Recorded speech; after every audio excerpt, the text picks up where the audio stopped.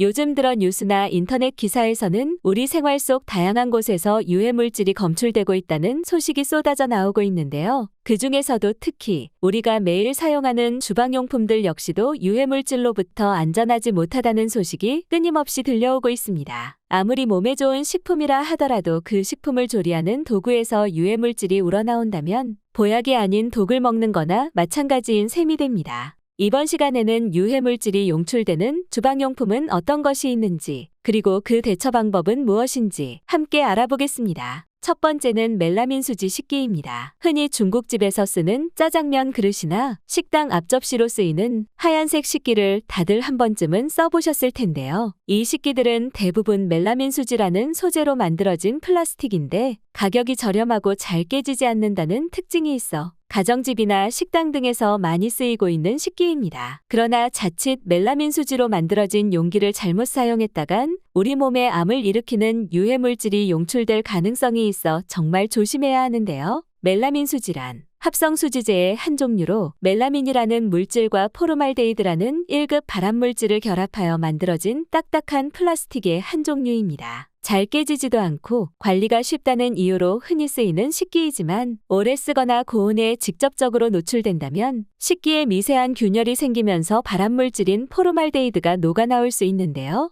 멜라민 수지의 재료로 들어가는 포르말데히드는 국제암연구소에서 1급으로 지정한 발암물질로서 피부 질환이나 기관지염의 위험을 높이고 오래 노출될 경우 혈액암이나 폐암, 비인도암 등을 유발하는 것으로 알려져 있습니다. 멜라민 역시 체내에 과도하게 축적되면 신장을 손상시킴과 동시에 신장결석, 방광결석 등을 일으킬 확률을 높이게 되는데요. 멜라민 수지는 전자레인지의 고주파 또는 오븐의 고열에 의해서도 용기가 파손될 수 있기 때문에 직접 열을 가해서 조리하는 것은 피해야 하며 자외선 소독기와 같이 자외선이 강한 환경에 장시간 노출될 경우 변색되거나 균열이 생길 수 있기 때문에 자외선 소독기를 사용할 때는 3시간 이내로 짧게 사용하는 것이 좋습니다. 또한 식초나 레몬처럼 강한 산성물질이 닿으면 원료가 녹아 나올 수 있기 때문에 멜라민 수지 용기에 담아 보관하지 말아야 하며 변색되거나 균열, 파손된 제품은 버리거나 교체하는 것이 좋습니다. 두 번째는 새로 산 용기입니다. 냄비나 텀블러 등을 처음 구매한 뒤 손으로 만졌을 때 무언가 까맣게 묻어나오는 경우가 많은데요. 이것은 스테인리스 제품에 사용되는 연마제인데 스테인리스를 깎거나 광택을 내기 위해 사용합니다. 문제는 이 연마제가 발암 추적 물질이라는 것인데요. 연마제의 주성분은 탄화규소로 국제암연구소에서는 이것을 EA 등급 발암물질로 분류하고 있으며 호흡기로 흡입했을 때 폐암을 일으킬 가능성이 높다고 알려진 물질입니다.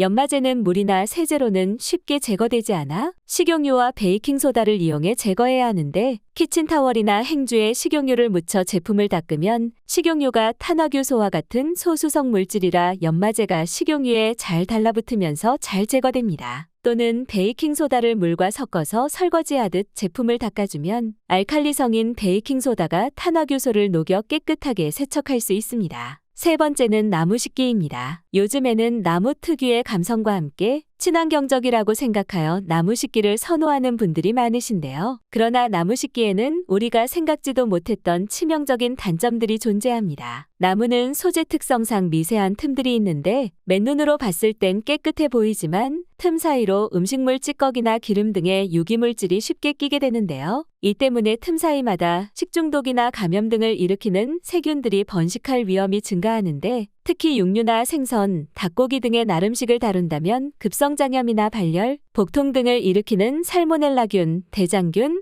캠필로박터균 등의 오염물질이 틈 사이로 스며들어 교차오염의 가능성을 높이기 때문에 더욱 위험할 수 있습니다. 실제로 미국 식품의약품의 자료에 따르면 나무 도마를 잘 관리하지 않으면 캠필로박터균과 같은 식중독 유발균이 도마의 틈에 최소 2시간에서 최대 며칠까지 살아남아 설사, 복통, 두통 등의 증상을 일으킬 수 있다고 합니다. 또한 나무 식기를 주방 세제로 씻으면 틈 사이에 세제가 그대로 남아 몸에 해로울 수 있으며 뜨거운 물로 씻으면 틈이 벌어지거나 변형되어 나무 식기의 내구성을 떨어뜨리고 동시에 세균 번식을 촉진하며 쉽게 곰팡이가 생기기도 합니다. 따라서 나무 식기를 보다 안전하고 오래 쓰기 위해서는 세척할 때 일반 주방 세제를 사용하기보다는 베이킹 소다나 식초를 넣은 미지근한 물에 부드러운 수세미로 세척하는 것이 좋습니다. 세척 후에는 나무의 변형과 세균 번식을 막기 위해 깨끗한 수건으로 물기를 닦아주고 통풍이 잘 되는 곳에 건조하는 것이 좋습니다. 네 번째는 고무호스입니다. 가끔 가정이나 업소에서 수돗물로 음식을 조리하면 역한 냄새가 난다며 상수도 사업소에 하소연하는 전화가 종종 발생한다고 하는데요. 하지만 그 역한 냄새의 원인은 물이 아닌 고무호스에 있었습니다. 수돗물 속에는 정수하는 과정 중 세균을 없애주는 염소라는 성분이 들어가게 되는데요. 수돗물 속에 남아있는 잔류염소가 고무호스의 페놀이라는 성분과 만나면 화학 반응을 일으켜 클로로페놀이라는 악취가 나는 독성 물질이 만들어진다고 합니다. 이 클로로페놀이라는 물질은 끓여도 냄새나 유해 성분이 사라지지 않으며 식재료에 닿으면 음식에서 냄새가 나고 섭취하게 되면 구토와 경련 등 급성 중독을 유발하며 심하면 피부 점막과 위장관에 흡수되어 중추신경에 장애를 유발할 수도 있다고 하는데요. 때문에 이를 예방하기 위해선 고무호스를 거치지 않고 수도꼭지에서 바로 물을 받아 쓰는 것이 좋으며 철물점 같은 곳에서 판매하는 고무호스는 대부분 페놀과 같은 화학 성분이 들어가는 공업용이기 때문에 호스가 필요하다면 인체에 무해한 스테인리스나 실리콘 재질 또는 무독성으로 표기된 식품용 호스 등을 사용하는 것이 안전합니다. 다섯 번째는 주방 후드입니다. 우리의 피부를 늙게 만드는 범인 중 하나가 주방 후드인 것을 알고 계셨나요? 가스레인지 위에서 온갖 연기를 흡입하는 후드에는 기름때가 쌓일 수밖에 없는데 묵은 기름때가 쌓인 주방 후드를 작동하면 오히려 공기 중으로 녹아나와 실내 유해물질의 농도를 높이며 피부 질환은 물론 음식으로 섭취할 경우 소화기관의 노화를 일으키게 된다고 합니다. 한 실험기관 연구 결과에 따르면 후드에 찌든 기름때 1g에는 식중독을 유발하는 황색 포도상구균, 병원 성대장균 등 무려 약 38억 마리의 세균이 번식하고 있는 것으로 나타났는데 이러한 균이 몸속으로 들어오면 설사나 복통, 구토, 피로, 탈수 등의 증상뿐만 아니라 심하면 출혈성 대장염, 용혈성 요독증후군 등을 유발할 수 있기 때문에 가볍게 봐서 난될 문제입니다. 따라서 후드를 주기적으로 청소하는 것이 중요한데 청소할 때는 후드 청소 전용 세제를 이용하거나 혹은 베이킹 소다를 따뜻한 물에 녹여 신문지에 적셔 붙여두면 찌든 때가 불어나 청소하기 수월해집니다. 이때 거친 수세미를 사용하면 후드 외관에 흠집이나 손상이 생겨 추후 더 많은 기름때가 붙을 수 있으니 부드러운 소재의 도구를 사용하는 것이 좋습니다. 여섯 번째는 수도꼭지입니다. 혹시 수도꼭지를 빼서 확인해 보신 적 있으신가요? 수도꼭지는 항상 물을 사용하기 때문에 비교적 깨끗할 거라 생각하지만 영국 에스턴 대학교에서 생활용품 위생 상태를 조사한 결과 가장 더러울 것으로 예상했던 화장실 변기보다 싱크대 수도꼭지에서 가장 많은 세균이 검출된 것으로 나타나 큰 충격을 주고 있습니다. 수도꼭지에서 발견된 대장균과 포도상구균, 라지오넬라균 등의 세균들은 체내로 들어오면 피부질환이나 호흡곤란, 오한,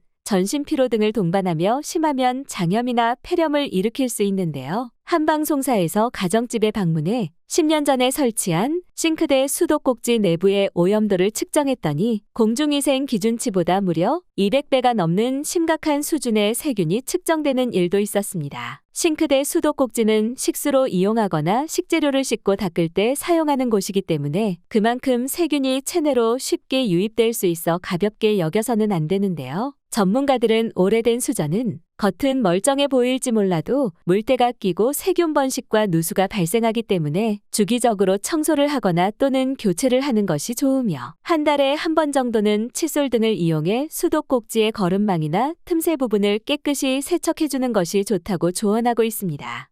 오늘은 여기까지입니다. 오늘 영상이 도움이 되셨다면 좋아요와 구독 눌러주시고 소중한 분께 이 영상을 공유해주세요. 저는 더욱 유익한 영상으로 다시 찾아뵙겠습니다. 오늘도 건강하세요.